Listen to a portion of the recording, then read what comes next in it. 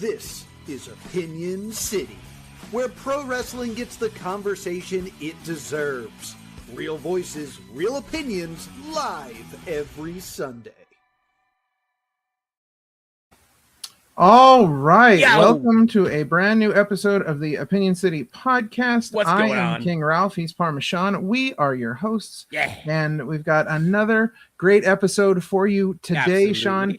Tell us who we're talking to and give us their top five. Super excited this week. We're talking to the big bro, the delinquent himself, Mikey Banker. Super excited to have him on. And his top five this week will be top five scary movies. Ooh, all right. Well, definitely look forward to that. Make sure you stay to the end of the episode so you get to hear those top five scary movies. Before we get into the interview, we want to give a shout out and well wishes to our good friend Dirty Love. Who, Shout out to you, Dirty Love. Who broke his wrist last night in the main event at Royalty Wrestling. So get well soon, buddy. Hope everything's going well with that. All right. Well, we also want to thank our new Opinion sponsor. City Ticker sponsor. Woo-hoo. It's Jersey Rebel Clothing.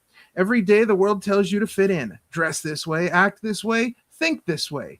But what if being different is your greatest strength? Jersey Rebel Clothing was created for the dreamers, the creators, the fighters, and the people bold enough to be themselves. Inspired by the resilience and attitude of New Jersey, our apparel represents a simple belief: choose authenticity over conformity. Whether you're chasing your dreams, building your legacy, or simply refusing to follow the crowd, Jersey Rebel Clothing is made for you. Visit jerseyrebelclothing.com and shop their latest collections today. Because being yourself isn't a trend, it's a revolution. Mm-hmm. All right. Well, again, big thank you to Jersey Rebel Clothing for sponsoring the Opinion City Ticker. Sean, that sounds like something to be right up your alley. Oh, yeah. You and your Jersey City attitude. Yeah. All right. Well, let's not waste any more time. Let's get him in here. It's our guest today, Mikey Banker. There he is. What's going on? Yo. Just chilling. Just yeah. chilling. Just chilling. See? I like that, man. That's the perfect attitude to have on a Sunday afternoon. Just chilling, you know? Wow.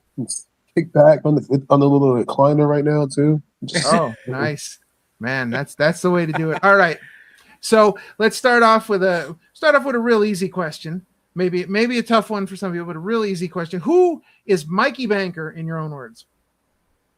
He is a menace. I like it. Yes, like if I had to, if somebody gave me a piece of paper to write about myself, I said Mikey Banker. He's a pretty chill dude. He always wants to get out there, get himself going, having fun, chill with the boys. Mostly always with the boys, had to be with the boys. Right, but, sure. But, pretty chill guy. But you make him mad, he just turns to a menace, start throwing people left and right. He might walk on a rope or something. He might jump off a rope. Who knows? But, he's a pretty chill dude. Yeah. Now, you go by the delinquent so where did that character come from, and how much of it is actually you?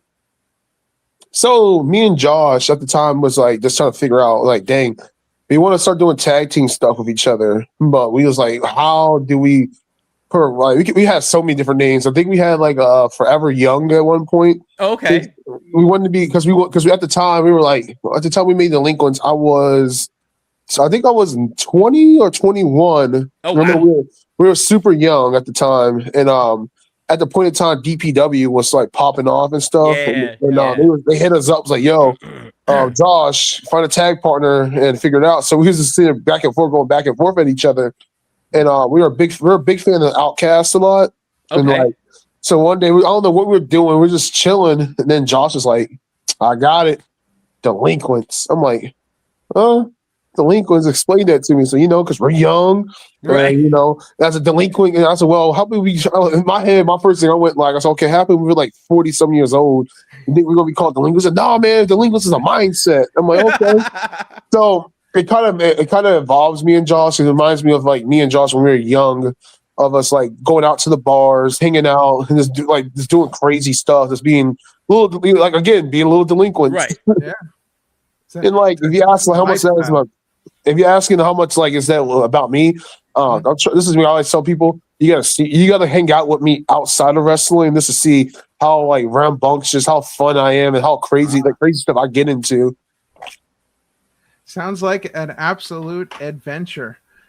Well, you mentioned your tag team with Josh. So, if you had to describe your tag team chemistry with Josh in 3 words, what would they be? Dang, hold up. Okay. Now we're getting heavy. Here we go. I'm bad with 3-word sentences too. That's crazy. This is the moment I would have been like, "Yo, Josh, you got this." Josh would be like, I would have to say exciting. Okay. Yeah. There's one. Exciting. Dang, this is actually a good one. Hold up.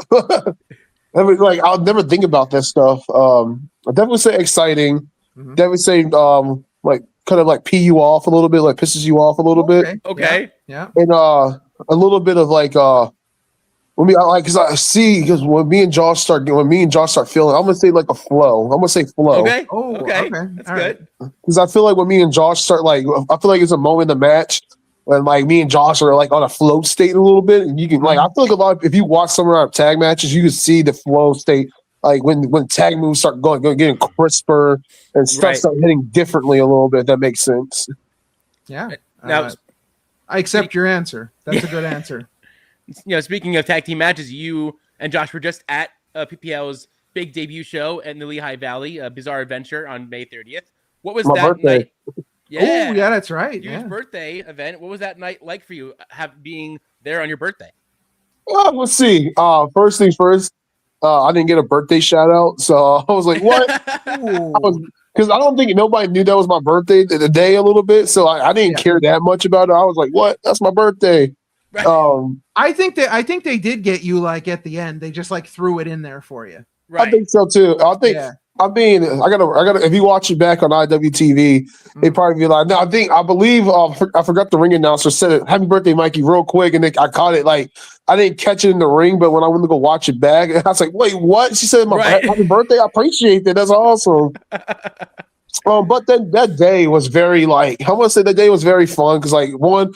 We love coming up to Power Pro a lot. Power Pro is so much fun. Mm-hmm. Like I said again, it was definitely like a different kind of feeling. Had to wrestle. What do they call him now? Tiramisu. Old Yes. It's weird. It was definitely weird because we haven't talked to Jet in a very long time since Jet took the mask and became Tiramisu. So our first time seeing Jet in the mask was that day a little bit. So I was like, right. When I got into the ring and I looked at him like, what the hell happened to Jet? Josh was like, he's a tasty treat. I'm like, I'm not calling a man a tasty treat, but okay, cool. Yo, how do you call a man a tasty treat when he's got poop emoji for eyebrows? That's the same thing I'm saying. You know what I'm saying? Yeah. But the whole day was very welcoming. The locker room felt welcoming in there. Right. It's people in there I love talking to, like messing with people inside there and stuff. It's just like I said again, it was definitely it was a vibe. It was just an exciting vibe to be there, being thankful to be alive, to come out here and wrestle and stuff is amazing. Yeah. So you speaking of Senior Tiramisu and Common MK, you took the L at Bizarre Adventure. So how do you process a loss, and what does it light up in you going forward? See. I coach high school wrestling, so I coach high school wrestling from our local high school. I coach the girls team. Actually, it's kind of funny. Wow! All right. Wow. Okay. So for me, I always tell my girls on the team, they always like, "Oh, coach, we just took an L." I'm like, all right, cool. We lost. Same thing like we told Josh. Yes, yes, we lost. But I think every loss has a moment that you got to learn from mistakes and failing. I feel like when you fail at something, it's something you misdid. Like even like watching football, if you miss a block and your quarterback gets hit and sacked and the ball pops out and runs a touchdown, what's that tell you? Maybe if I stepped inside and to try to block this guy right here wouldn't come back around. Mm-hmm. Then next play again, I'm like, oh, okay, I know what I messed up at. So same thing is you learning from your mistakes. Sometimes you got to talk to each other. That's why I think on the thing the thing with wrestling is you get to drive with your partners and talk about that stuff. For instance, you'd be like, blah blah blah. With Tiramisu hitting me with his kick, I could have ducked it a little bit differently. I could have moved out the way. Josh could have jumped off my back and hit him with a crazy move that nobody ever seen. But hey, not pointing fingers though. Right? No, of course not. Of course not. Not at all. Now, in your opinion, what's maybe the most underrated skill in wrestling that nobody maybe talks about enough? Ooh, I would say, because I'm a tag team wrestler and I do some singles and stuff. I think having confidence in your tag partner, knowing that your tag partner is going to be at a certain spot that you want him to be at. I feel like me and Josh had I hate to say it, it's kind of like that hive mentality a little bit. Right. Of I know Josh likes hitting the move a certain way. If I step into this way for him, like for instance, Josh loved doing his satellite DDT where he jumps off of me on my hands and I throw him. Josh likes to do that a lot. So if I miss out of a placement for that and Josh is not there, Josh is going to do it off the turnbuckle no matter what. But I know Josh prefers me to be there for that extra, the little just like when you make a banana split, you always need a cherry on top. I want to be sure I'm that helping Josh be that cherry on top of his satellite DDT. That's awesome. I want to go back for a minute because you mentioned something really interesting. You coach high school girls wrestling, and girls wrestling has really taken off in the high school room. For example, I was at church this morning, and this girl stands up and asks for a prayer for a friend of hers who broke her collarbone, and she paused for a minute and said she was wrestling and broke her collarbone, and I was like, wow, that's but it's become such a big thing now. Yes. Yes. If you ask me, I'm this turn out the character of Mikey Banker now. This is like being a little caring coaching real quick. I think one thing with girls wrestling, I think you asked me, I think girls wrestling help wrestling a little bit. Because if you look into it a little bit back in the day, I want to say early 2016, 17, I could be wrong. But I think they were trying to get wrestling out to the Olympics a lot. Right. And then I believe girl wrestling came about around that time period. Same for me. I wrestled all 3 years of high school. I wasn't able to make it to states. I got my counties taken away from me a little bit because I was a heavyweight kid wrestling big dudes, and long story short, me to do was tied 2-2, going into the third, 5 seconds left in the clock ticking. He throws me on a bounce. I look at the time, I saw the time going 4-3, and I lunged at him to try to grab his legs. And the ref thought we were trying to fight. I got the takedown, but the ref looked at me. He's like, no. You lunged at him. You're out of here. So that made, long story short, it was my senior year too. So it changed I'm going to say it changed my trajectory of life or anything. I believe we all have a path and stuff. I feel like that was my path into professional wrestling a little bit. Right. I started wrestling when I was 16 and all that, but back into the wrestling stuff though, I think it took me a long time to be like, dang, am I going to be good enough? Will I be a good coach? Then I call my mentor, my old wrestling coach, he actually taught me into doing professional wrestling actually. Right. And I asked him, I said, hey, I really want to go back to this high school. I want to give it a try of coaching. And he coaches at another school now. He gave me the information to the high school I went to, the coach now, and the guy's a cool guy. I like him a lot. He hits me up and said, hey, just come out. And the first one we were on, the first couple first 2 months there, getting to know the kids and stuff, you get anxious, you get a little frustrated and stuff. And then as you start making those relationships with the kids and talking to them, being a mentor and stuff towards them, and you start to open up a lot more. Then the girls will start taking towards you. For instance, if I can say I have 3 to 4 girls that has the same attitude as me in high school of wrestling, just aggressive and just want to just go after it. And I think the funniest story I can give to y'all is I'm not giving her no names or nothing like that, but one of my kids took 4th in regionals. Oh wow! And she went to states. She had to wrestle the number 1 seeded girl. And my coach Williams called my phone and was like, yo, man, I need you to she wanted to talk to you real quick. I was like, okay, I'm in a wrestling show, by the way.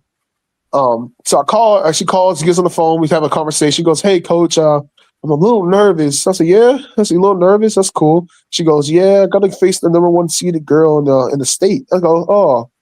yeah, got any advice, coach? I go, the first thing I'm like, oh man, this kid's asked me for advice. So me, I always make little jokes. I go, just don't get pinned. And she goes, oh, that no motivation? I said, no, just don't get pinned. No. So, coach, you telling me not to get pinned? That's a perfect, coach. Thank you so much. So I hang the phone up. I go, oh man, this kid's going to probably get this. I said, hopefully I know the kid's going to win. She's strong. She got a good mind in her head, but I think I kind of petered off a little bit. Long story short, I get a picture sent to me from my coach. Is like her scooping up the number one seeded girl up in the air, like literally scooping her up and pinning her. And I get a phone call after it from her, just going, "Yeah, coach, you're right. Don't get pinned. Don't get pinned. I'll beat the number one seeded girl." I'm like, okay. I said, okay, cool. Sadly, she didn't place in states, but just hearing that. But just hearing that excitement from her, just making that joke towards her, like making her calm down and get herself together and getting locked into it was like honestly one of the most amazing things I ever like heard or like seen. And then like being able to go to the sports banquet, seeing that kid and her coming up to me and give me a hug and be like, "I did this, blah blah blah blah blah. I can't wait for next year. Are you coming back?" And just hearing that, you're like, "Oh my god, that's cool. That's cool. Yeah, absolutely." And plus, like I'd say, like coaching helped me as a wrestler as well too. It helped me, like honestly, I hate to say it, it helped me like sit back and smell the flowers. If that makes sense, right? No, absolutely. Yeah. Now, speaking of how you first getting into wrestling, how did you first get into wrestling? Like, was there a moment or a person that kind of pulled you in? So, my dad was in the service. My dad was in the service for a while. He had a friend named Brandon Green, who was my first trainer. Okay. At the Crab Wrestling Academy down in Maryland, which is not around anymore. Okay. But my mom and dad was separated, and my dad was to get us on the weekend sometimes. And one day it fell on a day that they had a wrestling show down locally up in Virginia. Mm-hmm. Long story short, I was so like I always love wrestling. I've been loving wrestling since 2003. Okay. When my grandma was to put on the TV for us, just like like I hate to say it, was to shut us up to watch it. you guys remember when back in the day when SmackDown was to come on, the little credits, the little thing to be like The Rock on the side here, it's like this is The Rock, blah blah blah. He won this title and that title kind of deal. Yeah. My grandma used to do this thing, right? Because like you seem real, you're super young and you got your grandma. You're like, "Grandma, who that?" My grandma was to come out the kitchen, was to be mad at me because she'd be cooking food for everybody in the household.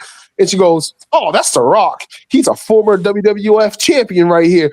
He's the cousins with him, right? Rikishi and such and such." I'm looking at my grandma. I'm like, "Grandma, you're so smart." And my grandma was to be like, God bless her soul, but like the thing she used to say all the time is like, "Yeah, grandma knows everything. Anything you need to know, you let me know. I tell you." It went on for like a month because we moved to Hawaii after that at that point in time.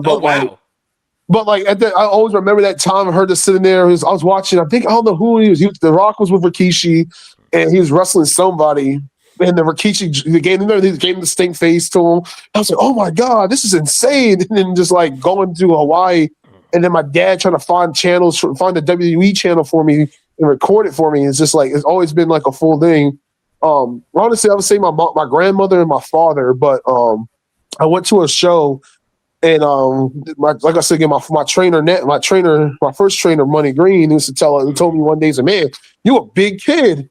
Maybe one day when you get older, you can hit me up." Well, when I turned 16. I was like, okay, I reached out to him the first time. His number was I found his number at a gym, actually. I just saw his picture and I saw his name. I said, "Oh, I know that guy." So I called him the first time. He didn't pick up. I said, "All right, that sucked." Then I tried again at 17 after I got out of high school and all that stuff. And I said, "You know what? Let me just try it again." I found him on Facebook. I hit him up. He hit me up and told me, he said, "Yeah, if you can come to the school at XYZ and this, let me know." At the time, I wasn't driving and stuff. I said, "Hey, I don't drive." He go, "Oh, all right. If you meet me at this school, blah, blah, blah, I'll come pick you up." I go, "Oh, crap." So what I did was I got a haircut and I told my mom, I said, "Yeah, I'm going to meet up with some friends." But I walked. I walked from my barber shop all the way down to like where I had to meet him at. And like at first I was like, oh man, this guy must have forgot. And I see this dude pulls up in his little car. It's like, hey man, you want wrestling? And I went there. I did my first bump on there, and I said, yo, I was just hooked. That was around like 2016-ish too, right there. Wow. Yeah. So every wrestler has a match that has changed them in some way. What would be a match that you would say has changed you? Honestly, you guys don't think I'm crazy. I'm gonna have to say the Calix match, honestly, for me. Okay. Okay. At the point in time, I wasn't very confident in myself as a singles wrestler. Like I said again, I always love tag wrestling.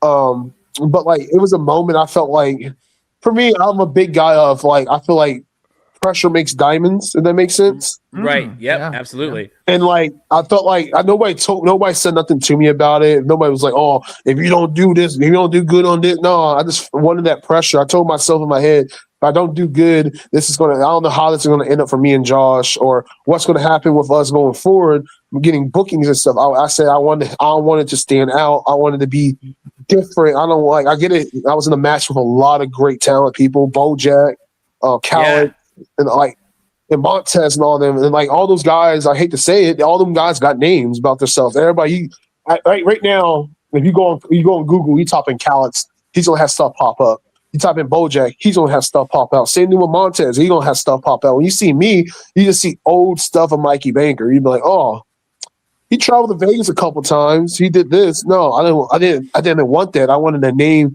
built for me and Josh. So like I was in my mindset of being like, I had to do this for my team. I had to do this stuff for myself. So like, I feel like if you watch that match, you can see the focus in me. You can see like how hungry I was inside that moment. Still am hungry from it.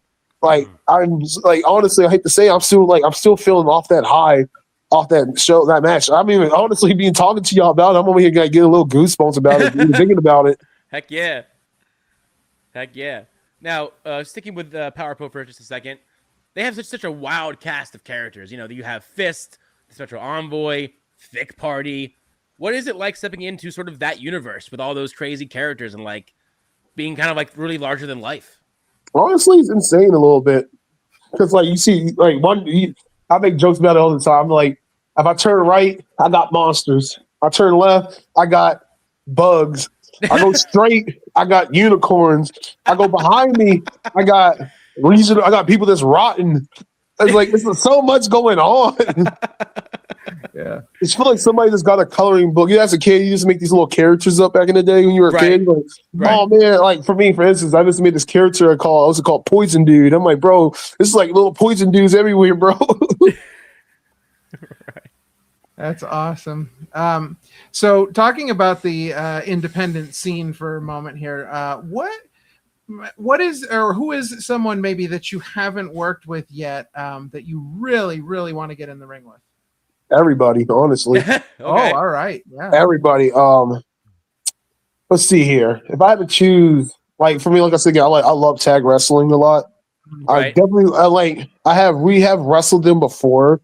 This is the lead. What's it going to get? Hollow Wicked. Oh yeah. His crew. I've wrestled them before. We learned a lot, but I really think how me and Josh have been on the road right now a little bit. I would like to have another round 2 with them. This is be like, all right, just to be on the same like little fields a little bit, you know. That's another thing. That's like I've been enjoying. Who else do I have to say? Calix again. I really want to wrestle Calix in the singles. I don't know. I feel like that's something that needs to happen a lot. Honestly, Bojack and Diego Hill actually really catches my eye a lot.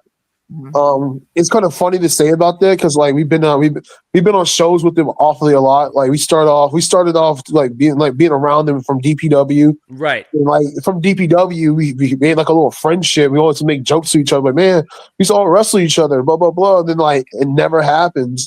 Yeah. Another person I had to say, another guy out there. His name is Flips. He's Flips. He's out of the DMV area. He's a really good kid. Any kid, honestly, I hate to say it too. Any kid from the Firestar School, like all those kids in the Firestar School, are so amazing. They based out of North Carolina as well. Mm-hmm. Another person that would love to wrestle too would have to be Amanda Kiss. Okay. Another kid out of the Firestar School as well. I believe she has a tag team partner with Leah Knight. I think I messed her name up, but I'm gonna say Leah Knight. Okay. Both of them are really good. I think they're the next people to get picked up. Ooh. I would have to say another person I would love to say too is Drew Hood as well. His mind is really really good too. All right. That's a who's who of indie names now, but let's ask you this. If you could choose a wrestler to face off dead or alive, who would it be and why? Oh,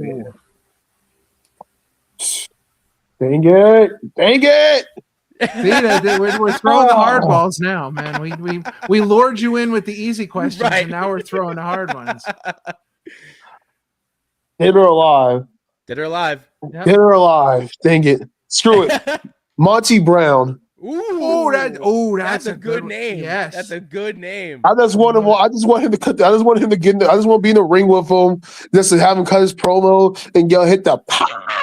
Yeah. Oh man, that's awesome. There was a TNA pay-per-view where in the very beginning some of the fireworks lit the ceiling on fire. Yep. So after the first match they had to evacuate everybody out. So they're out there outside and it's still live on pay-per-view. And they're doing all these interviews, and Monty Brown comes over, and he just starts going off about Samoa Joe calling for like 5 minutes. Joe, and like it is one of the most hilarious promos that has ever been cut. And I was like, this guy is amazing, and WWE wasted him. He could have been the biggest star. I might get in trouble for saying this. I have a friend whose dad went to school with Monty Brown actually. Oh wow! Okay. And like, I've been talking to him all the time. He's like, yeah. He said, my dad has like Monty Brown's number like on speed dial. And I looked at him like, I need that number, brother. I need that number. I said, I don't even care. He just calls me and said, hey, my name's Monty Brown. How you doing? I said, I just need to talk to him for like, but I don't like, give me like 5 minutes just to talk to him. I don't care what we talk about. I just want to talk to him. That's right. So if anybody out there is listening and you have any connections to Monty Brown, you know Please. what to do. We're gonna try and hook this up here. Put that out into the wrestling universe. Breaking news: Power Pro Lucha booked Mikey Banker versus Monty Brown. What? One time only. Oh yeah, we'll put that out there. Yeah. Oh yeah, that would be insane. All right, so here's a good one, and I don't exactly know how well this question is going to go over, but we're gonna try it anyways. So, what is a wrestling opinion that you have that would maybe get you booed in certain locker rooms? Can you give me like an example of one? Yeah. So, like, let's say let's say somebody walks to the ring all the time and they never wear their belt. They only carry it on their shoulder. And you think that is a really horrible thing. Like that bugs you. And you walk into the locker room and you're like, yo, this dude is whack. I hate this dude. Why don't you just put your belt on? Like belts are made to be worn, dummy. Okay. And that was just my personal pet peeve, but there you go. For me, see, I'm such a positive guy. I never had none of those like pet peeves or nothing like that. The only thing I only would say is like, I think you should wash your wrestling gear right after you get done wrestling. There you go. There you go. Hey, man, I'm a big hygiene kind of guy. That makes sense. Oh yeah, absolutely. I think get real bad real quick. Yeah, it can, honestly, especially like traveling as well too. Especially like for me, like I always like my mom used to say this stuff to me when I first started wrestling. My hygiene was the worst. My mom used to say this to me all the time. I got a question real quick, son. I was like, all right, what's going on? She used to be like, what happened if you had like a date after your show? I'm like, okay, that makes sense. I said, okay, you spinning. He said, do you want to smell like wrestling sweat, or do you want to smell good enough to go talk to that lady? I'm like, you know what? You're kind of spitting there. So like I have like a whole ritual what I do after I get done wrestling. I'm like, all right, if I'm somewhere for a shower, I'm going to take a shower. If I'm somewhere I got to dry off, put deodorant on, change. I have like 2 wardrobes. I change out of like, I show up with one and I change out of one. I'll be all right, cool, I'm good. Nice. That's like that commercial where the football player tells the other one, yo, your clothes smell like hot dog water. And then his mom finds out and busts him on it. Yep. That's nasty. That's nasty. Now, stepping away from the ring, what's going on with Mikey Banker? What do you like to do outside of the ring when you're not training, wrestling, setting rings up? Not taking care of beard maintenance, as we talked about earlier. Hey, all I'm saying is this: if you guys know how to get rid of dry beard, hit me up. There you go. Socials are on the bottom. DM this man with all your dry beard rituals. So for me, I am an avid gamer.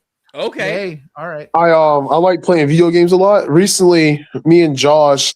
First thing first, shout out to Josh Fuller. That's my dude. Josh Fuller, what's up, yo? What's up, buddy? A couple of weeks ago, I want to say like 3 or 4 weeks ago, me and Josh went thrift shopping one day, and we went to the thrift store. They had like video games there, Right. and I bought a PlayStation. I bought a PlayStation 2 for like $40. Nice. Excellent choice. Nice. And fun fact, like I'm gonna say like like 2 or 3 years ago, we went to we was with our good friend Jet. We went somewhere and went to like a video. I don't know where we went. Went to a wrestling show, and we left the wrestling show early, and we went to like a vintage video game store. So I bought like SmackDown 08, Nice.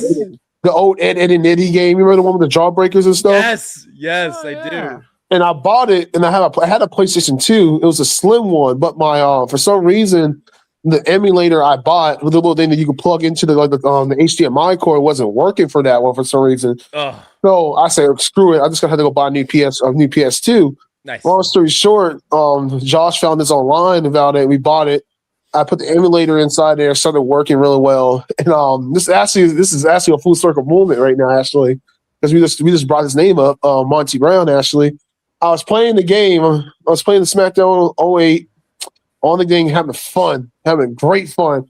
Facing John Cena, I had Monty Brown versus John Cena for the WWE title. Nice. My controller out of nowhere breaks. Oh, So I hit the spear on him.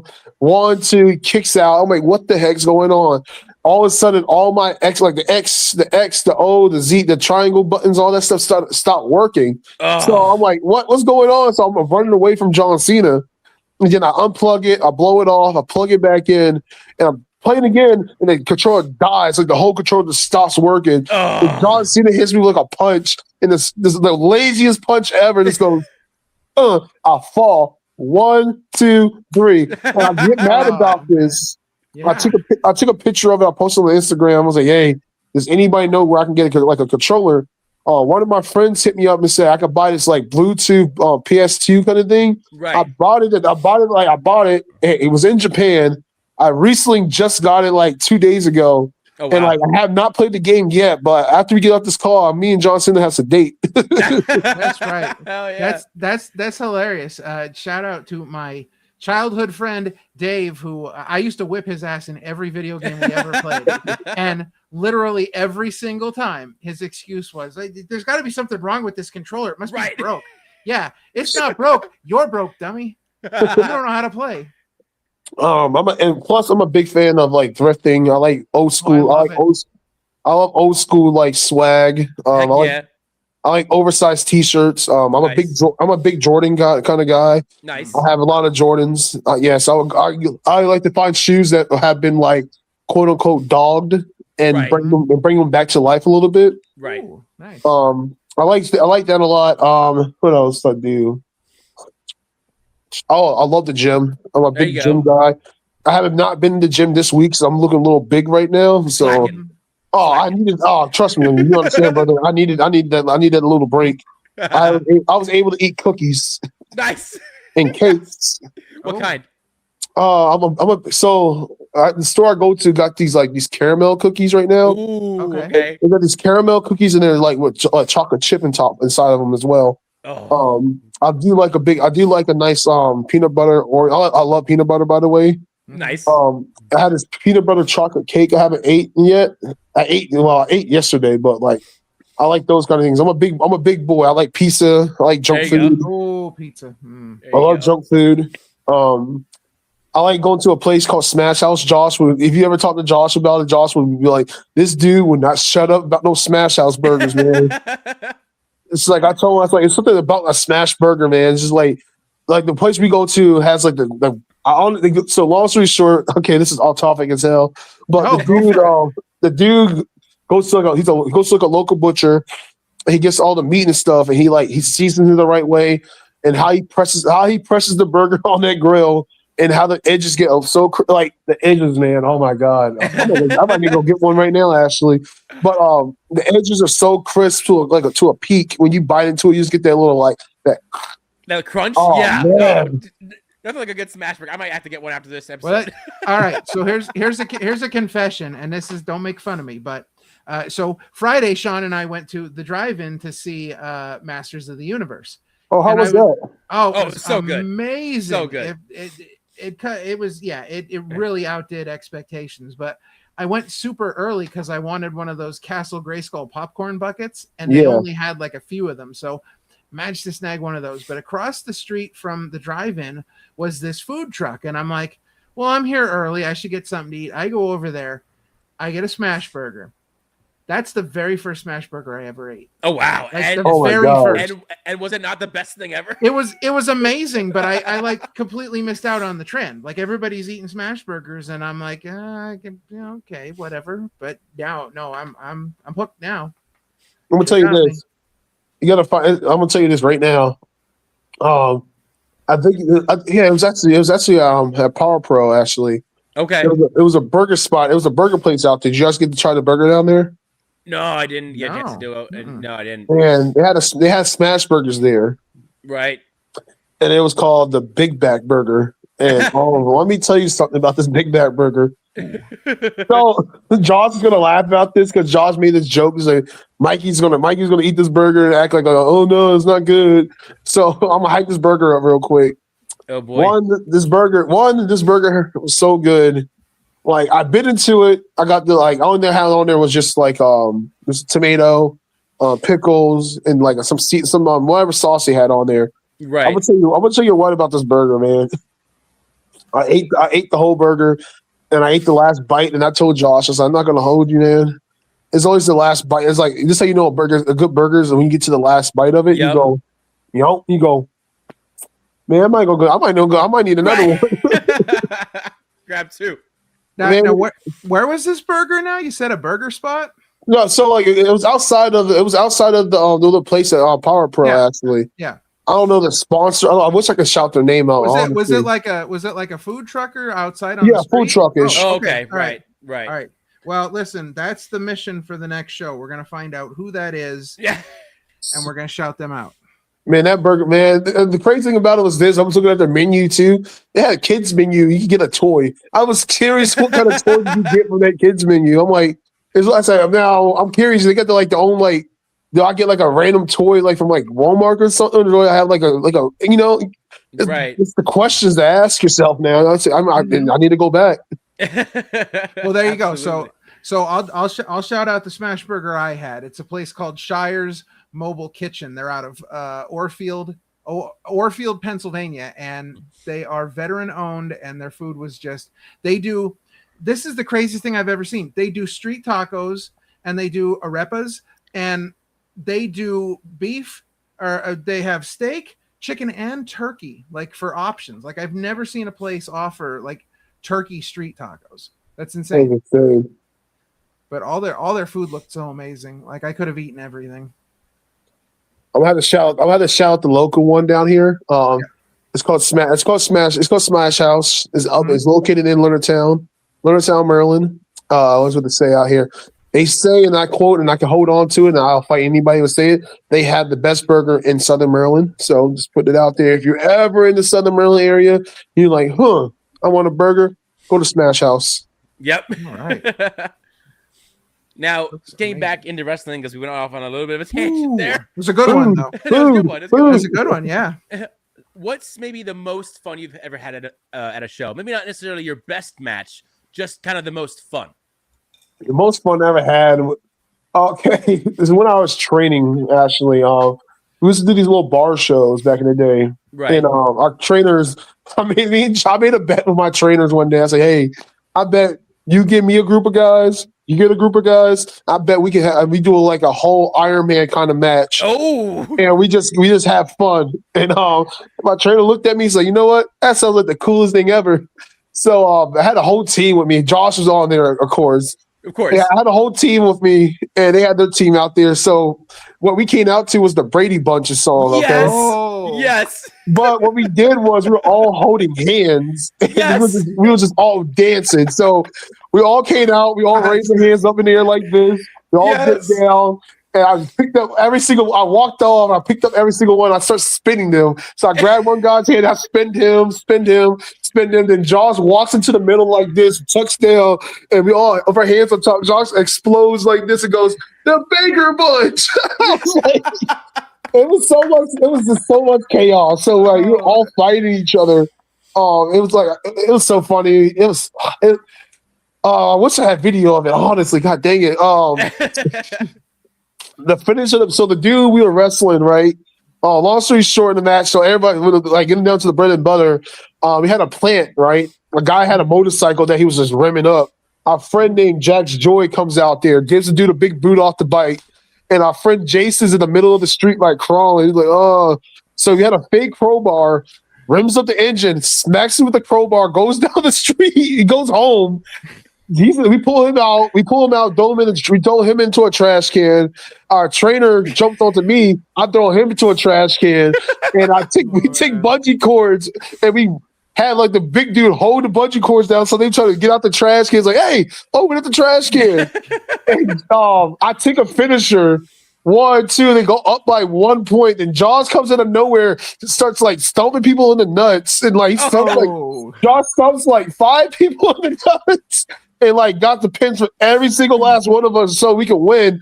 Then Josh turns heel on me at the end. It's like, this ain't the Baker Bunch no more. Fuller House. And oh man, God. That's great. It was so much fun. Because we're just kids having fun, just having this moment. And it's like people sitting there, it's like, what's going on? I'm like, don't worry about it. Enjoy the show. Oh, it's amazing. That is hilarious. Oh. Oh wow. All right. So talking about the indie scene, you, Mikey Banker, where do you see the independent scene heading, and where do you think you fit into that picture? Oh, that's a good question, actually. I feel like the independent scene right now has been growing a lot recently. Mm-hmm. I feel like you start to see a lot more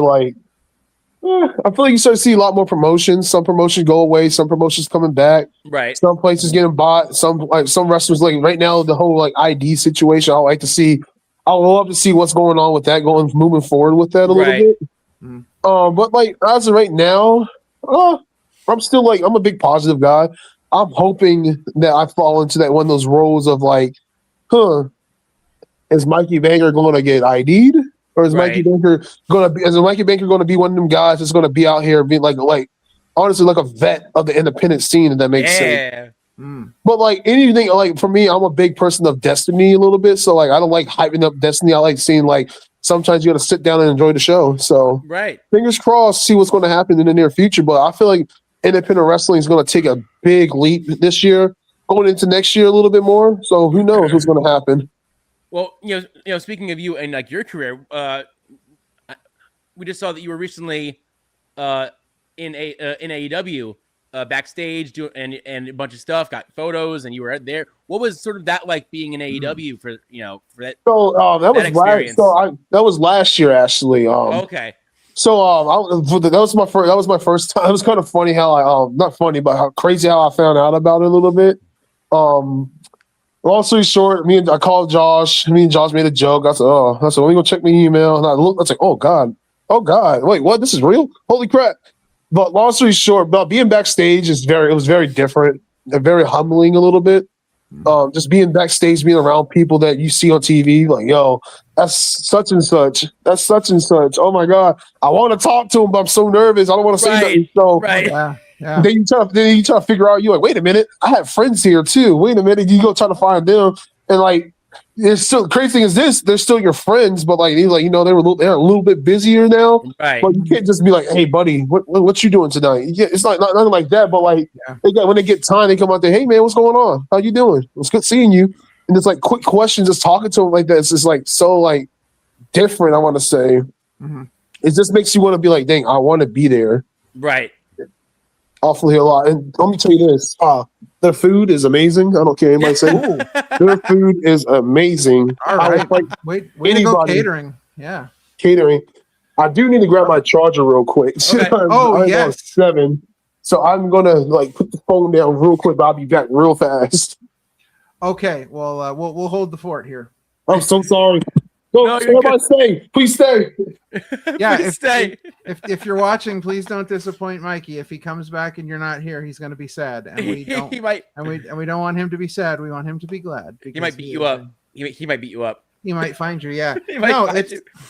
It's interesting how he says that like the independent scene is really gonna blow up this year, because right. if you look at the amount of attention that the bigger leagues are now paying to the independents, like the WWE ID program, and how many people, it's like every week we see somebody we know popping up on AEW, or they're backstage, or there's some sort of connection. So it's just, hey, there you go. There we go. I had to go get the charger.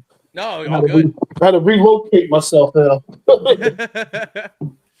Well, that's all right. While you were gone, we told everybody that you really don't know anything about scary movies. You're just going to make it up as you go. No, I'm kidding. Oh, man, please don't hurt me. I'm kidding. No, but I said I think you really hit it on the head when you said about the independent scene blowing up this year, because it's like you look at the big companies and how much attention they're paying to the indies with WWID, and I said to Sean, it's like every week we see somebody that we know popping up backstage or popping on screen AEW. Like they're really paying attention to the independents, right? Like I always for me, I'm a big positive kind of guy. If you ask, I feel like this is going to be a question in the podcast a little bit, asking what would you tell younger wrestlers and stuff. I feel like the big thing I always made a big mistake about being young, and I like to say young and dumb a little bit, was panicking, be like, oh my God, it's too late for me. For instance, when I was 17, 18-ish, I was to be frustrated a lot when I was to do Nova Pro back in the day, because in my head, in my brain, I was like, I know I'm ready to do this, but I'm not getting this such and such and such. I just tell now I'm looking into it, being in the wrestling business for a little longer now.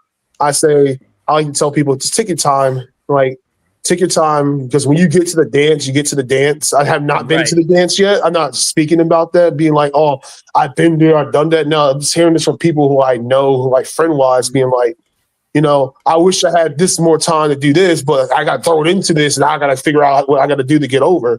I think the best thing is I always tell people, same thing I told my girls, is take your time, learn how to love it, learn how to love what you're doing before going out there being oh, this is going to be great. I'm the best thing ever since sliced bread. No.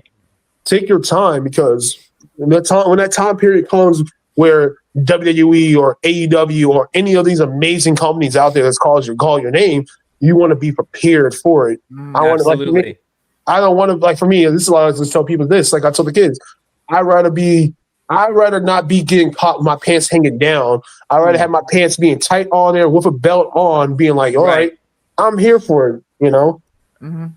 So just speaking to that, if you were able to go back and talk to yourself at the beginning of your journey, is that the advice you'd give yourself? Honestly, I would give myself that. I think back in the day, I had a lot going on, stuff going on too. Right. Just for just me being a kid, being frustrated with myself all the time. I think big thing for me being the big guy was learning how to love myself more. If that makes sense, because I was always the kid of being if you look at me at the back in the day, I was never I'm not the jackest guy. I'm not the guy with the abs. I have a belly. I always get made fun of and stuff. I had a dude one time tell me I look like a potato with arms. I was like, oh, nice. I said, nice. Geez. And then as a kid, you get told that, you're and your first thing you're man, I don't look like this. I want to look skinny. And that goes from you trying to you trying to get yourself, you trying to think that you're doing something right. I think it took me till I got a little bit older to be you know what? This is who I am. If you don't like it, I'm sorry. I'm here for myself. And then I think what made me a bigger confidence was honestly just being around Josh and being around Jet. Sorry, Tiramisu now. Just being around those guys like Jet, like for instance. I'm not saying that. Just being around those guys, positive friends, being like, "Hey, yeah, you're big, but you're still a good guy. Why are you Why are you letting people pull you down underneath you like that?" Then like then after you start looking at yourself, you know what? All right, I'll go to the gym. Then you go to the gym and everybody comes up to you. Like for instance, people like legit. Like the first time I ever met Calix, it's kind of funny actually. It was at a show up in Brooklyn. And Godzilla and King Kong came out, and he was talking crap about it on the internet. And this is when I first started hitting the gym peak and stuff. And I walked up to Cal, was like, "Hey," and Cal was like, "Me?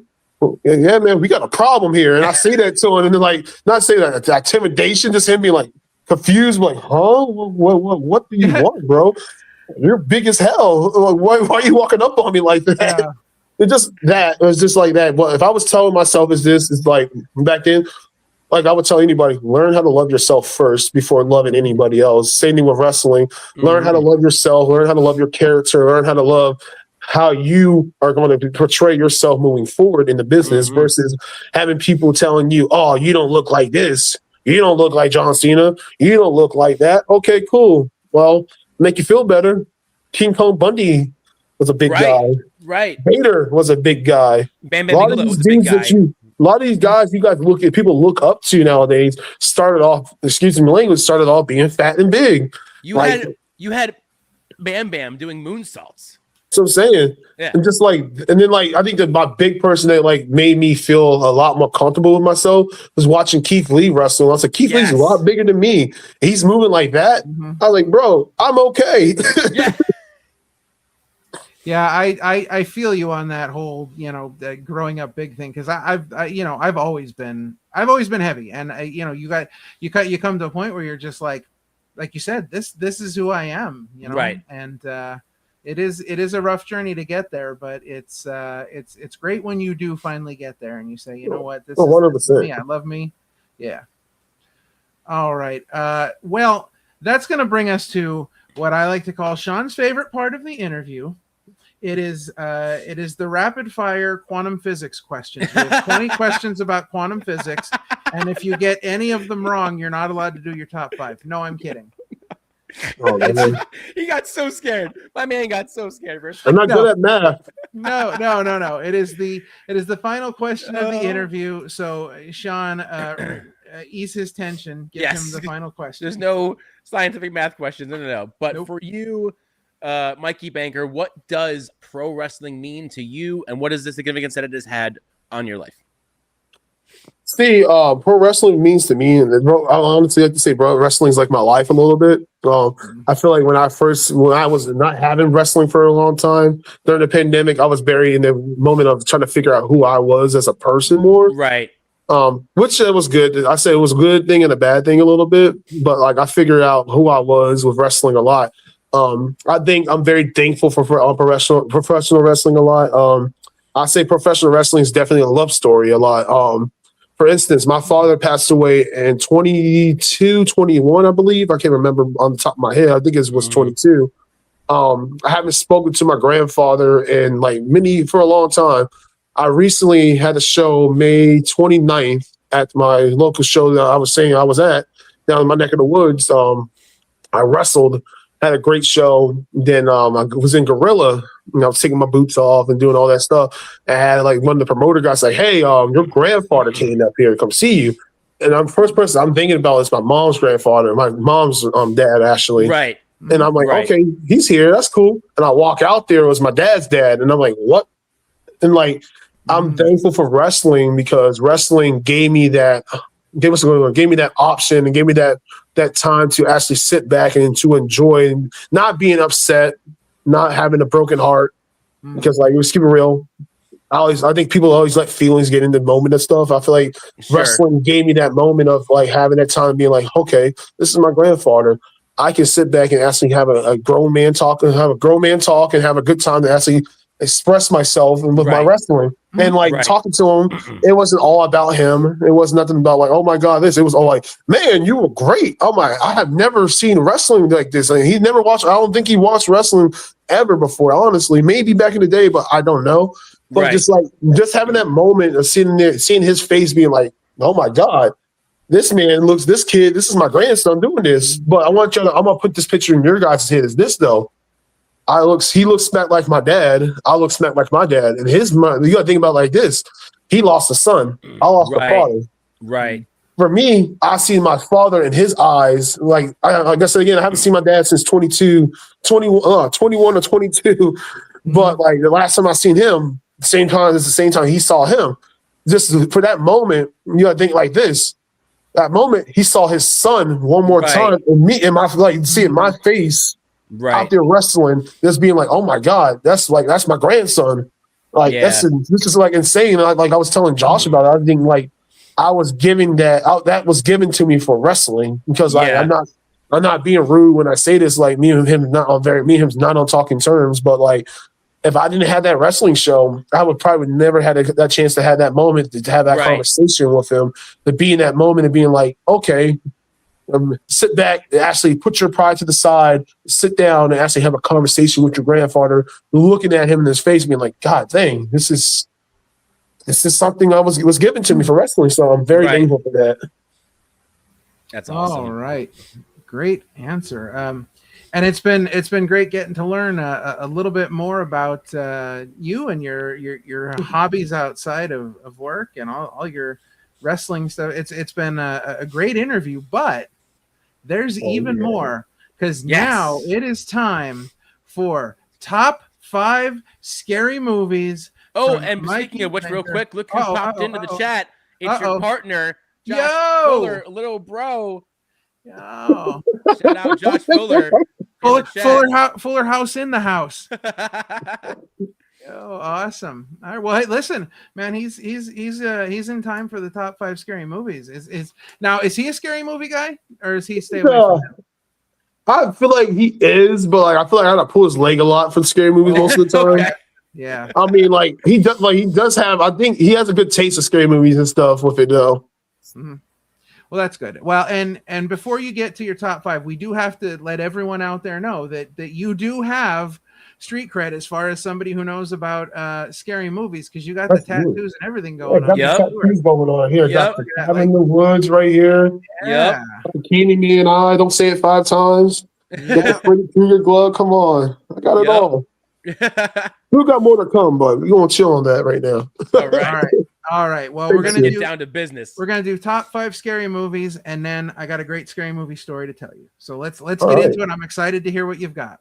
So let's start with number 5, and this is number 5. It's an older one. It's kind of like a scary movie / comedy a little bit. I call it. I believe it is Killer Clowns from Outer Space. Oh yes. Okay. Absolutely. I like that one a lot. That one's scary. It's not too scary. It's funny, but don't you worry, we're gonna go up from there. Number 4. Number 4 would have to be Cabin in the Woods. Yes. I like that. Well, I liked it a lot because the scenes were great inside there. But the thing I wish it was more to it, though. You know what I mean? Yeah. Excuse me. I feel like they let us off with like a cliffhanger with that one a lot. Right. Number 3 will have to be Nightmare on Elm Street. The first one? The first one. Okay. The first one was. I like the first one a lot. The first one was good. See, dang it! Now you got me. Now I'm on a backtrack now on that one. Now I want to say Freddy versus Jason, honestly, because I want to fit those 2 in there together because like it brought in 2 of the franchises I really liked a lot. I love Jason with the Manhattan with it, but I can't put that on this list right now. Okay. But man, that movie right there, those 2 going against each other, I loved it. Let's see, where we at number 2 now? Yeah. Oh, easy. Number 2, Texas Chainsaw Massacre. The remake ones. The remake ones are great. Like the early, like the 2005 ones. The older ones are great too. But the ones I remember the older ones, but the 2004 or 5 remake one was amazing. Like I was like jaw dropping. I'm excited right now with A24 right now having the rights to it too. I'm like, bro, they're gonna make something crazy and beautiful. Did you see the movie Obsession with the director who's gonna do? I have. It's very good. We can't speak about it because Josh is still in the chat. He has not watched it yet. Okay. Oh, okay. Sorry, honestly, can I have like 2 honorable mentions real quick? Sure, of course. I definitely want to put an Obsession in there. It's a great movie. Right? It's a great movie. Yes, like I think that movie's very relatable to a lot of people. Oh yeah. And you said that's why I think they making so much money for it. They're so relatable, man. Another one, Terrifier. Oh, nope. That one I can't do. That I one's too love much for me. Terrifier. I can't do it. I can't do I'm it. on It's too much. 1, 2, and 3, and I can't wait for the new one to come out. Oh man, this is me. I watch it. I'll sit there like this and just eat popcorn. It's like, man, this is insane. What? I blame my dad for it. You gotta blame my dad. My number 1 movie of all time, though. Drum roll, please. I got a drum roll. I wish you guys had little drum roll sounds right now. Hang on. Let's see if I have. We might have one. We might have one. I might have one. We might have a drum roll. Who knows? Hey.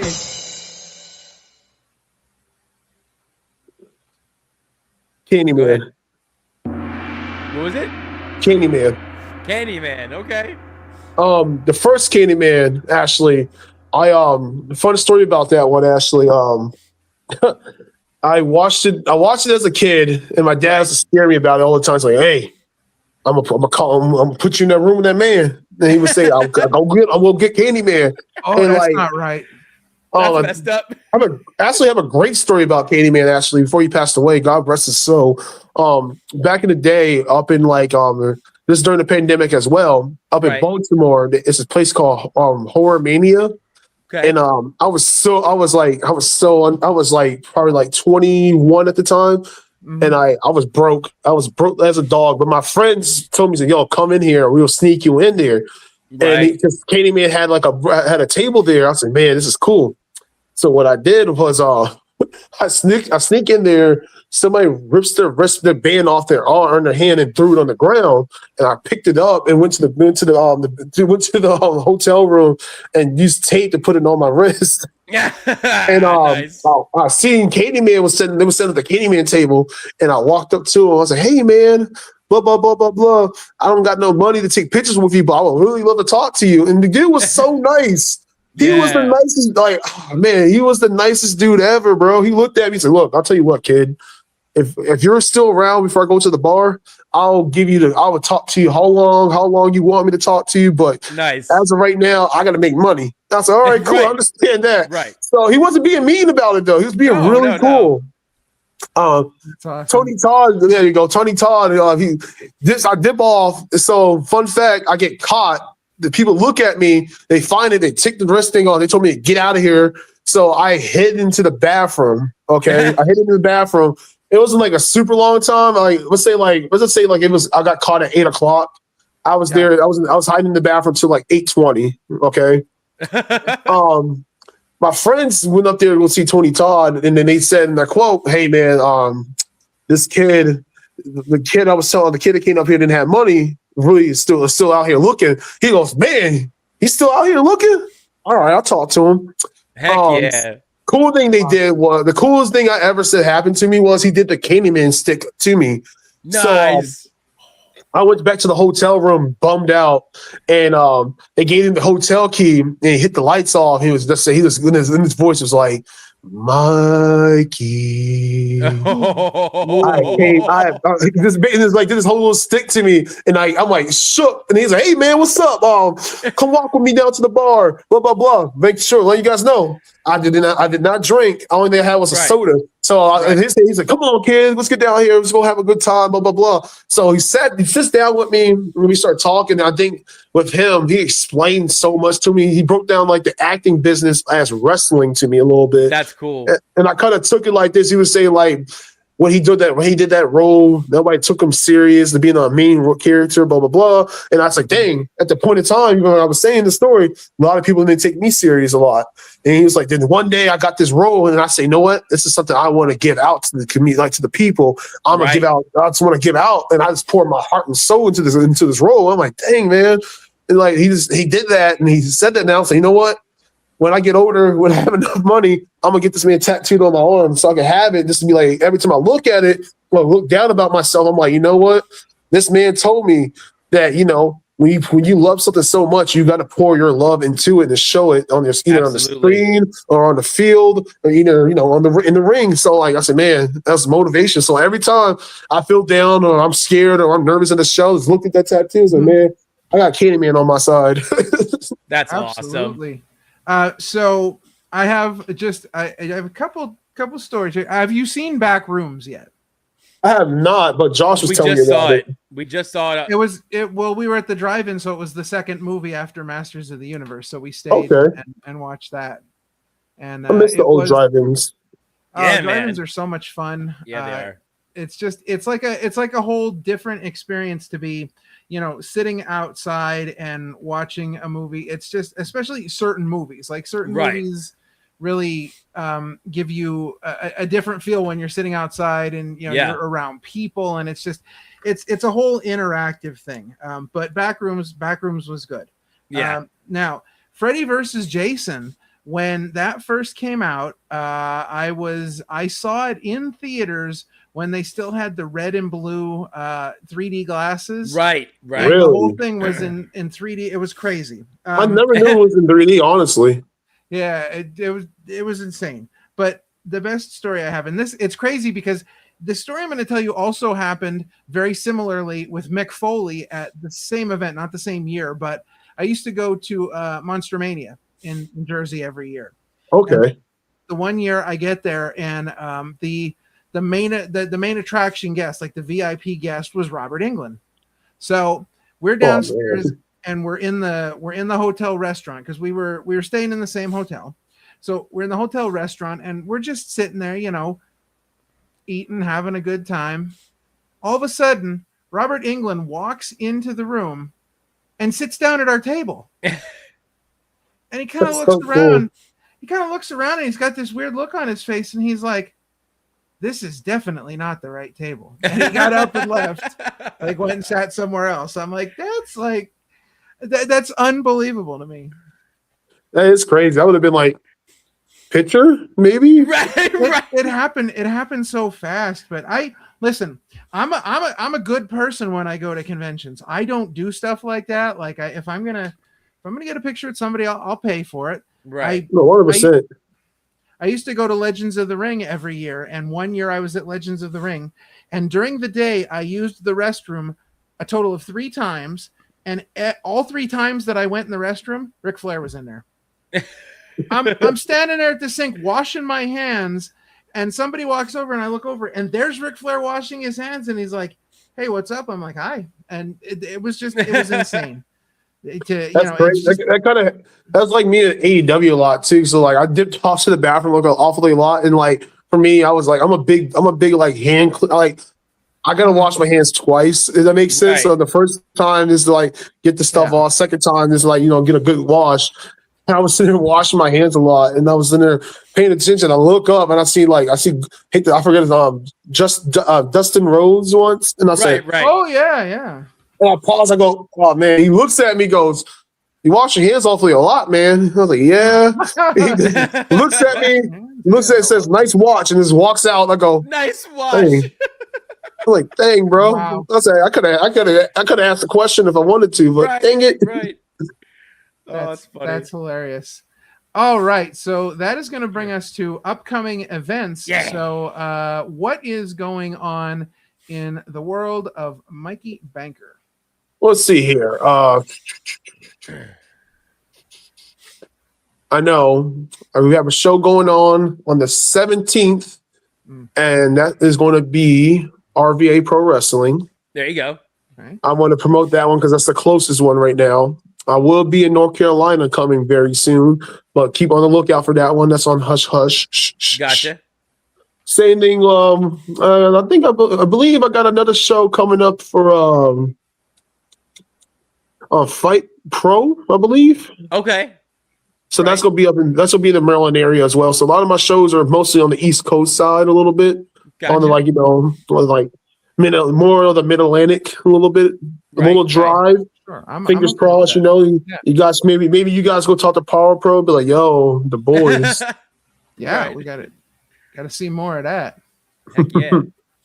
But all in all, right now we're doing pretty good stuff right now. We got some stuff planned coming together. I mean, it just takes time right now. I'm just relaxing, enjoying life. Take one foot at a time. Heck yeah. All right. Well, you can continue to follow the adventures of Mikey Banker. We've had his socials running along the bottom for the entire episode, so definitely check that out and make sure you're following him to see exactly where you can see Mikey Banker. Definitely, if he's in your area, go out and see him wrestle. It is an amazing time. You'll have a great time. And we're actually going to be back next week, and we will be talking to Filipino Grigio. Yeah. Oh man, I love Filipino. He is a super cool dude. We will be talking to him. We will be joined by our broadcast colleague Ben F. Silverio, who will be joining us for that interview. And then the following week on June 21st, you can see us. We will be at Cannonball Loza. It is a celebration of the Guerrero family. It is a benefit show for Jeff Cannonball. That's right. It is being run by the LVAC, Labor of Love, and Royalty Wrestling, all a joint show. $20 to come out, and proceeds go completely to Jeff Cannonball. They've announced a few matches already. We can take a look at those. Marcus Mathers versus Joey Janela. That's a big one. Huge. Matt Mako versus Connor Claxton for the title. Yes, for the Labor of Love Citywide Championship. And then we've got a great tag match. I'm interested in this one. Sean Henderson and Gabby Ortiz joining forces to take on Shay McCoy and Weber Hatfield of the Outfielders. That's gonna be a big one too. Heck yeah. Very exciting. All right. Well, it's been a lot of fun having you on the show today. We really enjoyed getting to, chop it up with you and learn a little bit more about Mikey Banker and everything that's going on in your world. We definitely appreciate your time today. And of course, you are always welcome on this show anytime you want to come on. We'll have you back and we'll do just a food episode. We'll just talk food. Just food. Yes, we've got the food is probably one of the biggest things that we get distracted with on this show. Yeah. Somebody mentioned something about food and this shit goes off the rails. Yep. Yeah. And that's all we can think about. So we will definitely love to talk food. That's what we need to do is do like a food episode in person. So when we go to like different like food trucks around, and be like, you know what, let's get this and just try and rate it. Yeah. All right, Listen, next time you're at Power Pro, we're gonna plan something so that we can go out and film us, eating some food at different places. I love that idea. I love that. All right. Well, that's gonna do it for this episode of the Opinion City podcast. For the big bro, Mikey Banker, for Parmesan, I'm King Ralph, and remember, kindness is free, so be kind to each other. God bless each and every one of you, and we will see you next time. Peace. That's Opinion City. New episodes live every Sunday on YouTube. And to our Patreon members, thank you for supporting independent wrestling media. We'll see you next time.